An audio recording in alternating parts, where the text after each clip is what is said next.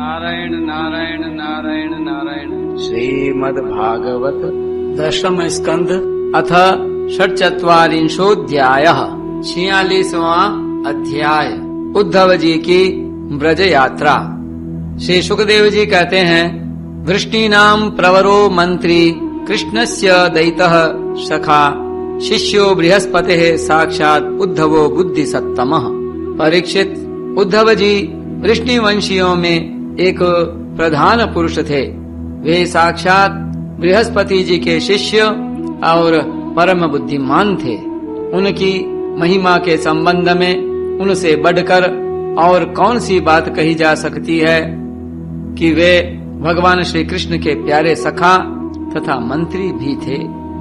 एक दिन शरणागतों के सारे दुख हर लेने वाले भगवान श्री कृष्ण ने अपने प्रिय भक्त और एकांत प्रेमी उद्धव जी का हाथ अपने हाथ में लेकर कहा, सौम्य स्वभाव उद्धव, तुम व्रज में जाओ।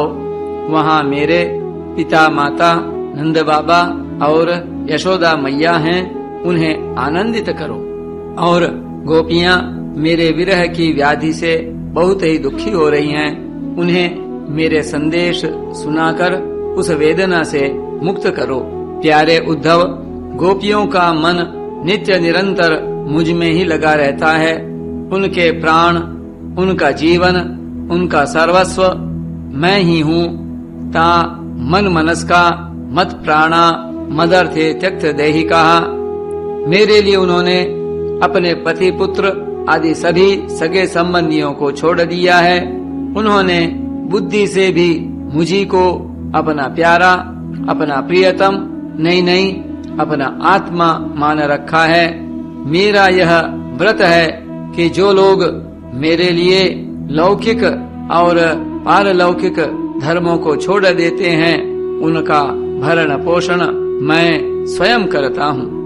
मामेव दयितं प्रेष्ठम आत्मानं मनसा गतः ये त्यक्त लोक धर्माश्च मदर्थे तान विभर्म्यहम्। प्रिय उद्धव, मैं उन गोपियों का परम प्रियतम हूँ। मेरे यहाँ चले आने से वे मुझे दूरस्थ मानती हैं और मेरा स्मरण करके अत्यंत मोहित हो रही हैं, बार बार मूर्छित हो जाती हैं। वे मेरे विरह की व्यथा से विवल हो रही हैं, प्रतिक्षण मेरे लिए उत्कंठित रहती हैं। मेरी गोपियाँ, मेरी प्रेयसियाँ इस समय बड़े ही कष्ट और यत्न से अपने प्राणों को किसी प्रकार रख रही हैं। मैंने उनसे कहा था कि मैं आऊंगा, वही उनके जीवन का आधार है। उद्धव, और तो क्या कहूँ, मैं ही उनका आत्मा हूँ। वे नित्य निरंतर मुझ में ही तन्मय रहती हैं। श्री सुखदेव जी कहते हैं, परीक्षित, जब भगवान श्री कृष्ण ने यह बात कही तब उद्धव जी बड़े आदर से अपने स्वामी का संदेश लेकर रथ पर सवार हुए और नंदगांव के लिए चल पड़े। परम सुंदर उद्धव जी सूर्यास्त के समय नंद बाबा के ब्रज में पहुँचे। उस समय जंगल से गौएं लौट रही थीं। उनके खुरों के आघात से इतनी धूल उड़ रही थी कि उनका रथ ढक गया था। ब्रज भूमि में ऋतुमती गौओं के लिए मतवाले सांड आपस में लड़ रहे थे। उनकी गर्जना से सारा ब्रज गूंज रहा था।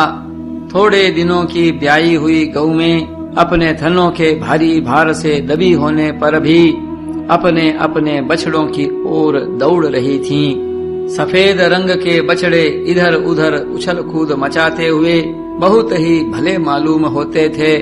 गाय दुहने की घर घर ध्वनि से और बांसुरियों की मधुर टेर से अब भी ब्रज की अपूर्व शोभा हो रही थी। गोपी और गोप सुंदर सुंदर वस्त्र तथा गहनों से सज धज कर श्री कृष्ण तथा बलराम जी के मंगलमय चरित्रों का गान कर रहे थे और इस प्रकार ब्रज की शोभा और भी बढ़ गई थी।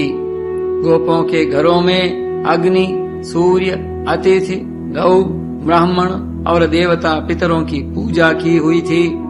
धूप की सुगंध चारों ओर फैल रही थी और दीपक जगमगा रहे थे। उन घरों को पुष्पों से सजाया गया था। ऐसे मनोहर गृहों से सारा व्रज और भी मनोरम हो रहा था। चारों ओर वन पंक्तियां फूलों से लद रही थीं। पक्षी चहक रहे थे और भौरे गुंजार कर रहे थे। वहाँ जल और स्थल दोनों ही कमलों के वन से शोभायमान थे और हंस बत्तख आदि पक्षी वन में विहार कर रहे थे। जब भगवान श्री कृष्ण के प्यारे अनुचर उद्धव जी ब्रज में आए, तब उनसे मिलकर नंद बाबा बहुत ही प्रसन्न हुए। उन्होंने उद्धव जी को गले लगाकर उनका वैसे ही सम्मान किया मानो स्वयं भगवान श्री कृष्ण आ गए हों। समय पर उत्तम अन्न का भोजन कराया और जब वे आराम से पलंग पर बैठ गए, सेवकों ने पांव दबाकर पंखा झलकर उनकी थकावट दूर कर दी। तब नंद बाबा ने उनसे पूछा, परम भाग्यवान उद्धव जी, अब हमारे सखा वसुदेव जी जेल से छूट गए। उनके आत्मीय स्वजन तथा पुत्र आदि उनके साथ हैं। इस समय वे सब कुशल से तो है न? यह बड़े सौभाग्य की बात है कि अपने पापों के फलस्वरूप पापी कंस अपने अनुयायियों के साथ मारा गया, क्योंकि स्वभाव से ही धार्मिक परम साधु यदुवंशियों से वह सदा द्वेष करता था। अच्छा उद्धव जी, श्री कृष्ण कभी हम लोगों की भी याद करते हैं? यह उनकी माँ है, स्वजन संबंधी हैं, सखा हैं, गोप हैं। उन्हीं को अपना स्वामी और सर्वस्व मानने वाला यह ब्रज है। उन्हीं की गौएं वृंदावन और यह गिरिराज है। क्या वे कभी इनका स्मरण करते हैं? आप यह तो बतलाइए कि हमारे गोविंद अपने सुहृद बांधवों को देखने के लिए एक बार भी यहाँ आएंगे क्या? यदि वे यहाँ आ जाते तो हम उनकी वह सुगढ़ नासिका, उनका मधुर हास्य और मनोहर चितवन से युक्त मुख कमल देख तो लेते। उद्धव जी, श्री कृष्ण का हृदय उदार है, उनकी शक्ति अनंत है। उन्होंने दावानल से, आंधी पानी से, वृषासुर और अजगर आदि अनेकों मृत्यु के निमित्तों से, जिन्हें टालने का कोई उपाय न था, एक बार नहीं अनेक बार हमारी रक्षा की है। उद्धव जी, हम श्री कृष्ण के विचित्र चरित्र, उनकी विलासपूर्ण तिरछी चितवन, उन्मुक्त हास्य, मधुर भाषण आदि का स्मरण करते रहते हैं और उसमें इतने तन्मय रहते हैं कि अब हमसे कोई कामकाज नहीं हो पाता। जब हम देखते हैं कि यह वही नदी है जिसमें श्री कृष्ण जल क्रीड़ा करते थे, यह वही गिरिराज है जिसे उन्होंने अपने एक हाथ पर उठा लिया था, ये वे ही वन के प्रदेश हैं जहाँ श्री कृष्ण गौएं चराते हुए बांसुरी बजाते थे, और ये वे ही स्थान हैं जहाँ वे अपने सखाओं के साथ अनेकों प्रकार के खेल खेलते थे, और साथ ही यह भी देखते हैं कि वहाँ उनके चरण चिन्ह अभी मिटे नहीं हैं। तब उन्हें देखकर हमारा मन श्री कृष्णमय हो जाता है। इसमें संदेह नहीं कि मैं श्री कृष्ण और बलराम को देव शिरोमणि मानता हूँ, और यह भी मानता हूँ कि वे देवताओं का कोई बहुत बड़ा प्रयोजन सिद्ध करने के लिए यहाँ आए हुए हैं। स्वयं भगवान गर्गाचार्य जी ने मुझसे ऐसा ही कहा था। जैसे सिंह बिना किसी परिश्रम के पशुओं को मार डालता है, वैसे ही उन्होंने खेल खेल में ही 10,000 हाथियों का बल रखने वाले कंस, उसके दोनों अजेय पहलवानों और महान बलशाली गजराज कुवलया पीड़ को मार डाला। उन्होंने 3 ताल लंबे और अत्यंत दृढ़ धनुष को वैसे ही तोड़ डाला जैसे कोई हाथी किसी छड़ी को तोड़ डाले। हमारे प्यारे श्री कृष्ण ने एक हाथ से 7 दिनों तक गिरिराज को उठाए रखा था। यहीं सबके देखते देखते खेल खेल में उन्होंने प्रलंब, धेनुक, अरिष्ट, तृणावर्त और बक आदि उन बड़े बड़े दैत्यों को मार डाला, जिन्होंने समस्त देवता और असुरों पर विजय प्राप्त कर ली थी। श्री शुकदेव जी कहते हैं, परीक्षित, नंद बाबा का हृदय यों ही भगवान श्री कृष्ण के अनुराग रंग में रंगा हुआ था। जब इस प्रकार वे उनकी लीलाओं का एक एक करके स्मरण करने लगे, तब तो उनमें प्रेम की बाढ़ ही आ गई। वे विह्वल हो गए और मिलने की अत्यंत उत्कंठा होने के कारण उनका गला रुंध गया। वे चुप हो गए। यशोदा रानी भी वहीं बैठकर नंद बाबा की बातें सुन रही थीं। श्री कृष्ण की एक एक लीला सुनकर उनके नेत्रों से आंसू बहते जाते थे और पुत्र स्नेह की बाढ़ से उनके स्तनों से दूध की धारा बहती जा रही थी। उद्धव जी, नंद बाबा और यशोदा रानी के हृदय में श्री कृष्ण के प्रति कैसा अगाध अनुराग है, यह देखकर आनंद मग्न हो गए और उनसे कहने लगे।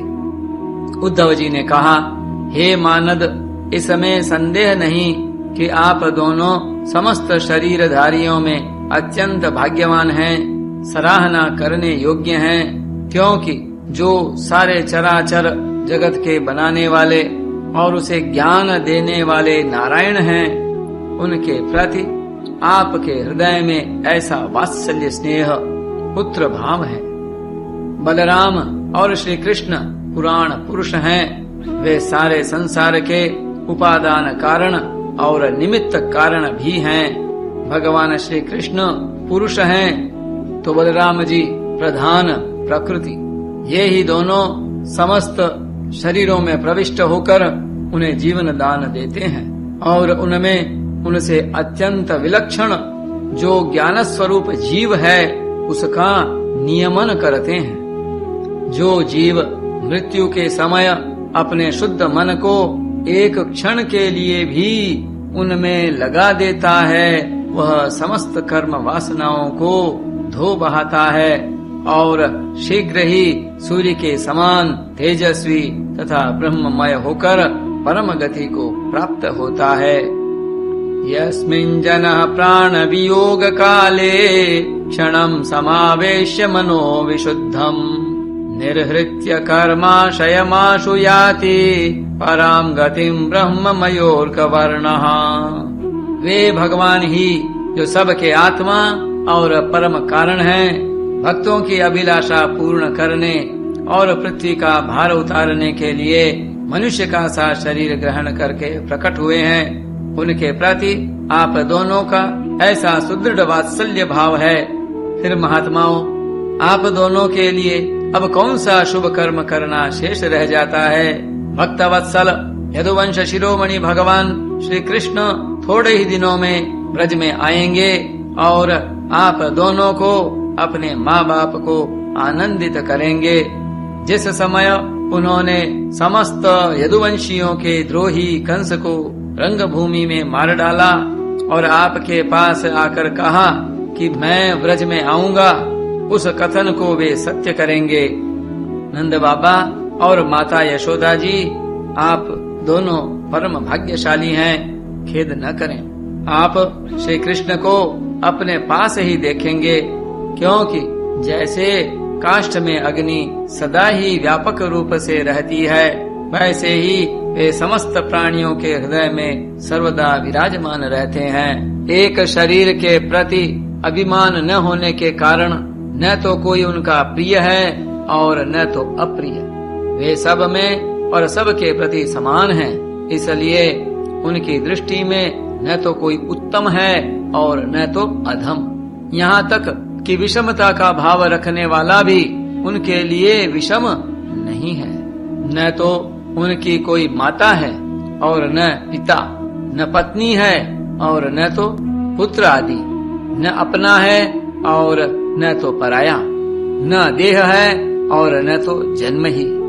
इस लोक में उनका कोई कर्म नहीं है, फिर भी वे साधुओं के परित्राण के लिए, लीला करने के लिए देव आदि सात्विक, मत्स्य आदि तामस एवं मनुष्य आदि मिश्र योनियों में शरीर धारण करते हैं।